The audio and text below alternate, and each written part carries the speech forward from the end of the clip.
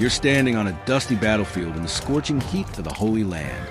The year 1187.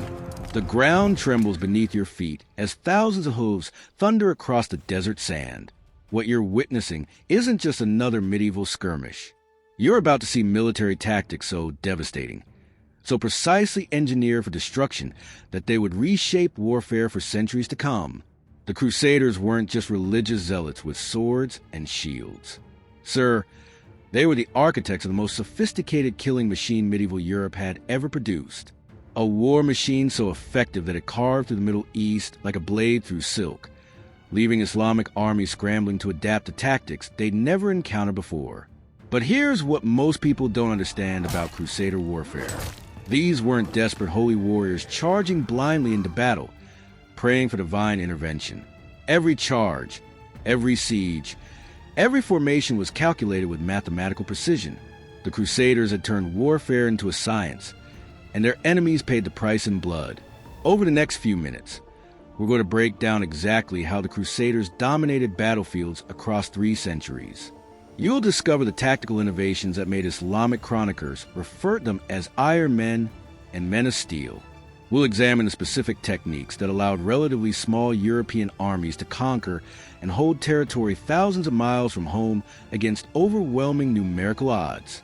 The foundation of Crusader power rested on one terrifying tactic, the heavy cavalry charge. But this wasn't the chaotic horse stampede you see in movies.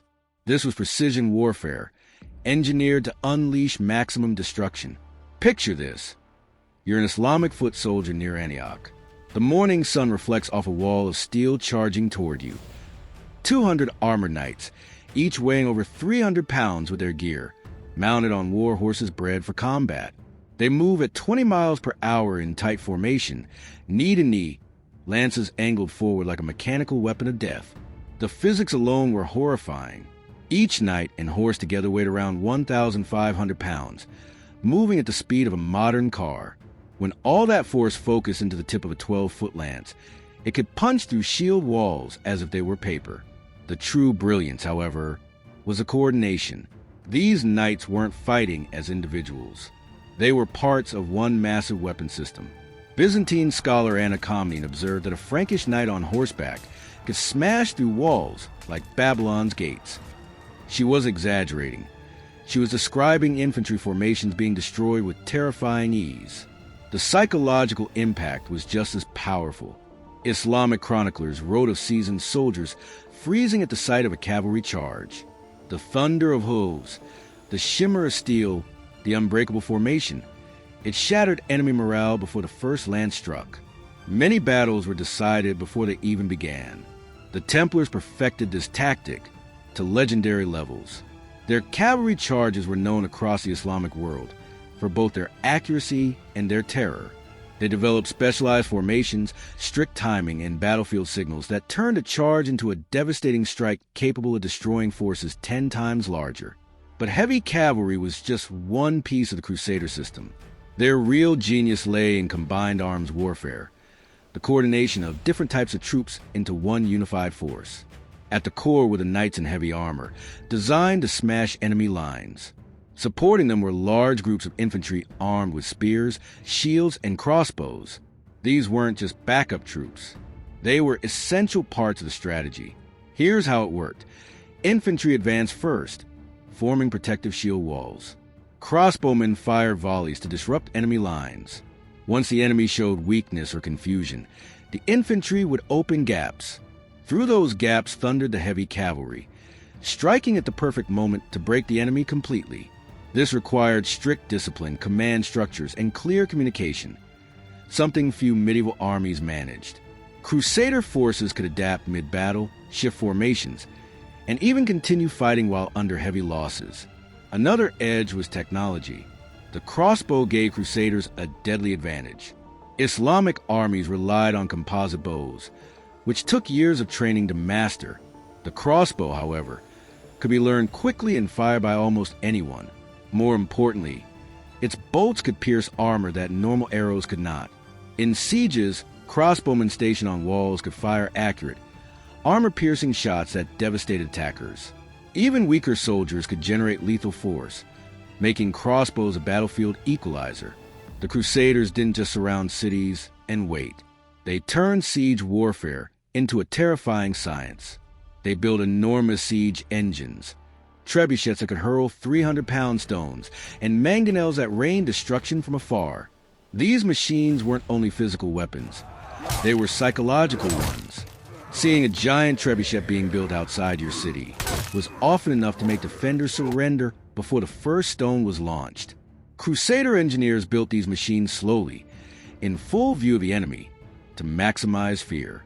Every hammer strike and rising frame was a countdown to destruction. But the worst wasn't just the stones.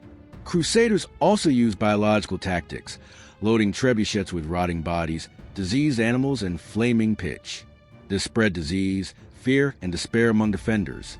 In 1097, the city of Nicaea fell when defenders, overwhelmed by both the bombardment and the stench of death, chose surrender over annihilation. They also mastered mining. Engineers dug tunnels under key points of city walls, supported them with timber, and then set the supports on fire. As they burned, whole sections of walls collapsed, opening breaches for cavalry to storm through. The Crusaders also proved adaptable. At the Battle of Dorylaeum in 1097, Kilij Arslan's Turkish forces surrounded Bohemond's army with mounted archers.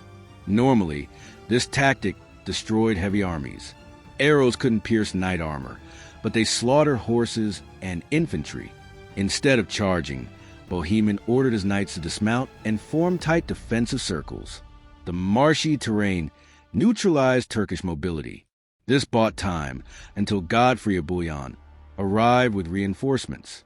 Suddenly, the Turks were trapped between two Crusader forces and were completely annihilated.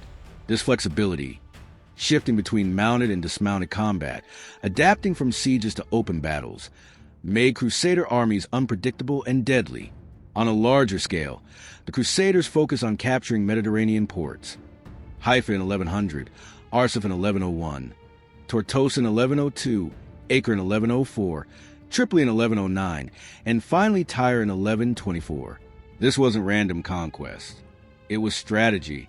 Controlling ports meant supply lines to Europe remained open, while Islamic forces were cut off from naval support. It also sent a clear message. Resistance was useless. Each port that fell weakened the morale of the next. The Crusaders also mastered deception. Chroniclers described stage retreats where knights pretended to flee, luring enemies into pursuit. Once the pursuers were isolated, hidden Crusader forces would emerge and surround them. The fake retreat would flip into a devastating ambush. By 1187, at the Battle of Athene, these tactics had reached both their peak and their limit. The Crusaders had revolutionized medieval warfare through brutal efficiency, tactical precision, and technological innovation. For 2 centuries, their system of heavy cavalry, siege mastery, psychological warfare, and adaptability dominated the battlefield. The Crusaders had revolutionized medieval warfare through calculated brutality, technological innovation, and tactical precision that their enemies couldn't match. Their heavy cavalry charges, combined arms coordination, psychological warfare, and siege mastery created a military system so effective it dominated battlefields for 2 centuries. These weren't just holy warriors.